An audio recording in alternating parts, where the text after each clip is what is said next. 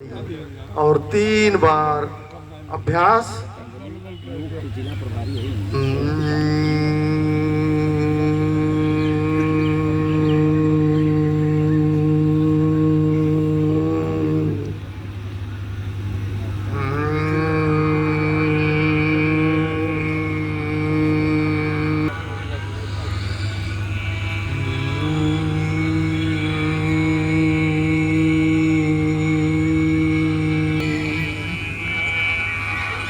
हाथ को नीचे ले आएंगे, आंखें लगातार बंद रखेंगे। अब ध्यान कैसे करना है संक्षेप में। आंखें बंद, मेरुदंड सीधा, ज्ञान मुद्रा अर्थात तर्जनी को अंगूठे से मिलाएं। मेरुदंड सीधा, कंधा ढीला, चेहरे पर सहज भाव। एक संकल्प करते हैं कि अनंत ब्रह्मांड से एक ऊर्जा का प्रकाशमयी प्रवाह मेरे ललाट से प्रविष्ट हो रहा है, जो मेरे पूरे मस्तिष्क, चेहरे, गर्दन, कोहनी, कलाई सबको परिपूरित करता जा रहा है। एक तरफ से आना और पूरे शरीर में फैलना। हृदय प्रदेश, उदर प्रदेश, जंघाएं, टखने, मानो एक टेढ़े मेढ़े पात्र में जल को डाला जाए। जल उसके हर कोने को परिपूरित कर देता है। प्रतिपल अपने इस ऊर्जा, मानो मेरा यह शरीर एक प्रकाश के गोले पिंड के रूप में परिवर्तित हो गया है। मेरी ऊर्जा के प्रकाश से आसपास का वातावरण प्रकाशित हो रहा है। अपने आज्ञा चक्र में ललाट में ध्यान केंद्रित करते हैं। अपने इष्ट, अपने आराध्य को देखते हैं। एक गहरी सांस भरते हुए दोनों हाथ सिर के ऊपर ले जाएंगे। रगड़ते हैं, रगड़ते हुए हथेली गर्म हो जाती है और चेहरे के सामने ले आकर गर्म हथेली से अपनी ऊर्जा का विस्तारण चेहरे पर, ललाट पर, सबके ऊपर करते हैं। हथेली के अंदर आंख को खोलना होता है।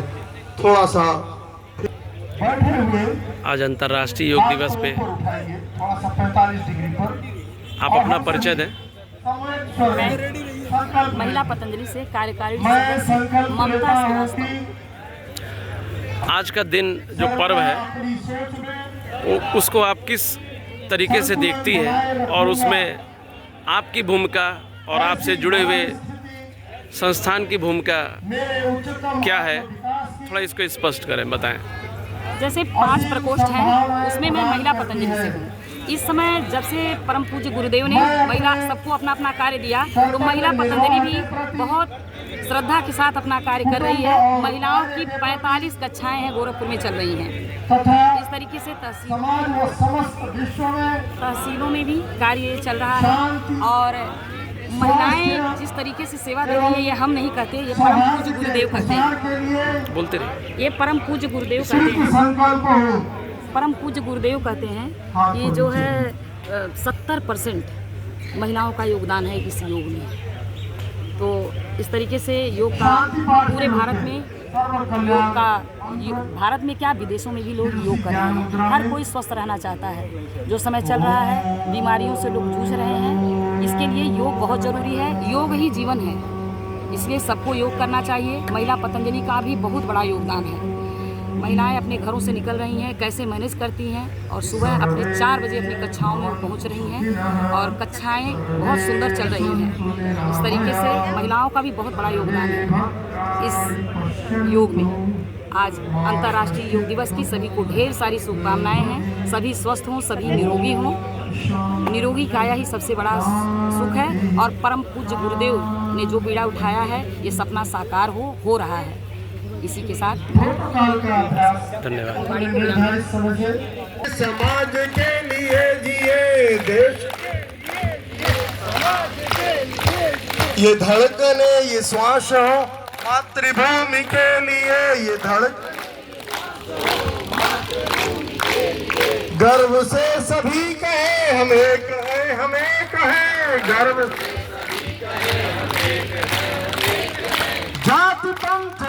ममता में स्नेह सूत्र एक है, जाति सुर्ख रंग की छटा तप्त रंग है लिए, सुर्ख रंग की। अब एक साथ बोलेंगे, ये धड़कने ये श्वास हो मातृभूमि के लिए, ये धड़कने ये श्वास हो मातृभूमि के लिए, ये धड़कने ये श्वास हो मातृभूमि के लिए, ये धड़कने ये श्वास हो मातृभूमि के लिए, ये धड़कने ये श्वास हो मातृभूमि के लिए, ये धड़कने ये श्वास हो मातृभूमि के लिए, धड़कने ये श्वास हो गई है। हमें भी भारत माता का लाल बनना है, तो एक बार हुंकार भर दीजिए, बोले भारत माता की वंदे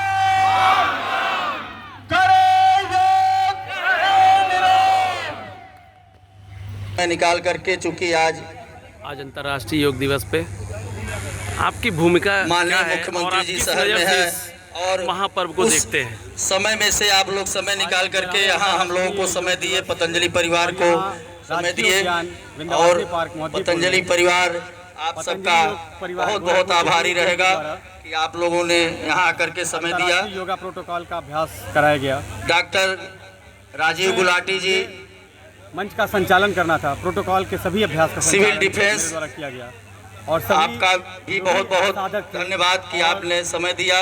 योग डॉक्टर सत्यप्रकाश सिंह अभ्यास जी, जिन्होंने किया, बहुत ही सुंदर डीसी तरीके से सिविल आज का डिफेंस, अभ्यास हुआ। पार्क में Savitri hospital and paramedical institute, 600 लोगों की नीलम, डॉक्टर नीलम राय जी, बहुत ही सुंदर अभ्यास आज का प्रोटोकॉल का किया गया। इसके बाद कविता नेमानी, प्राणायाम का अभ्यास था, प्रगत सिंधी क्लब, संजय सिंह जी, 11वां अंतर्राष्ट्रीय योग दिवस का कार्यक्रम हम लोगों ने सभी का बहुत बहुत आभार एवं धन्यवाद कि आप लोगों ने यहाँ अपना अमूल्य समय दे आप करके किस संस्था से इस जुड़े हुए कार्यक्रम हैं? की उस शोभा संस्था बढ़ाए की क्या आप लोग। भूमिका है? आप उसको इसी किस के नजरिए साथ से देखते हैं? पतंजलि परिवार, पतंजलि योगपीठ की एक प्रकोष्ठ है।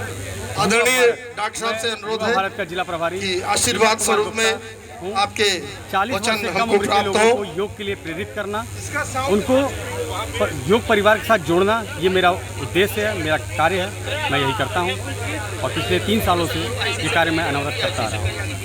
बहुत बहुत धन्यवाद आपका। ये कब है सफेद में छोड़िए। अंतर्राष्ट्रीय योग दिवस के इस पावन अवसर पर गोरखपुर के विंध्यवासिनी पार्क में गोरखपुर पतंजलि परिवार की तरफ से, गोरखपुर के अन्य सामाजिक संगठनों की तरफ से ये विशाल योग का संपन्न हो रहा है। योग, हम सबको योग की महत्ता के बारे में पता है, और योग दुनिया को भारत की अनुपम देन है, जहां पर पूरे विश्व में योग को भारत ने एक अनुपम देन दी, वहीं पर जन जन में इस अभियान को पहुंचाने का काम पतंजलि योगपीठ के द्वारा, बाबा रामदेव जी के द्वारा जन जन में इसको एक आंदोलन बनाने का काम हुआ। गोरखपुर में बाबा गोरखनाथ जी, बाद में योगानंद जी, और पूरे दुनिया में इसको वैश्विक रूप देने का काम प्राचीन समय से हुआ है।